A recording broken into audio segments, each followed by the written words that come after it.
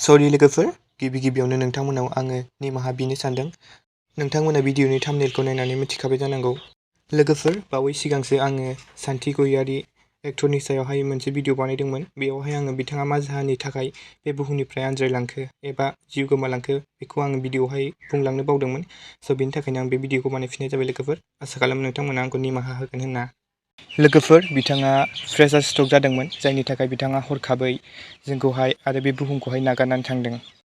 लोगोफोर, बिथाङा मा जाहोननि थाखाय हरखाबै बे बुहुमखौ नागारलांदोंमोन एबा जिउ गोमालांदोंमोन, नोंथांमोनाबो मिथिबाय जानांगौ। लोगोफोर, बिथाङा मा गामिनि आरो बबे जिल्लानि आं बेखौ सिगांनि भिडिअआव खोन्थाखाबायमोन, अब्लाबो आं खोन्थाना होबावनोसै। बिथाङा क'क्राझार जिल्लानिनो आरो गामिया जाहैबाय आमिनखाता। लोगोफोर, बिसोरनि फेमिलिनि बागै बुंनो थाङोब्ला बिस्रा गासै 7 बिमा आरो बिफा गैला बिथाङा। ओमफ्राय लोगोफोर, बिहा बिदा 2 आरो बिब' 1 दंमोन। बिथांमोनाबो हाबा जाजोब्बाय। ओमफ्राय लोगोफोर, गावनि हाबायाबो बारा गोबाव जायाखैमोन, 2022 आवसो जादोंमोन। नाथाय बिथाङा हरखाबै दायो जिउ गोमालांबाय।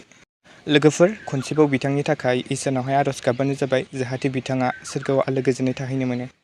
आरो नोंथांमोना आंखौबो निमाहा होगोन होनना आं मिजिंथिबाय, सिगांनि भिडिअआव आं बिथाङा मा जाहोननि थाखाय जिउ गोमादोंमोन बेखौ खोन्थानो बावनायनि थाखाय। लोगोफोर, गोजोन्थों। Thanks for वाचिं।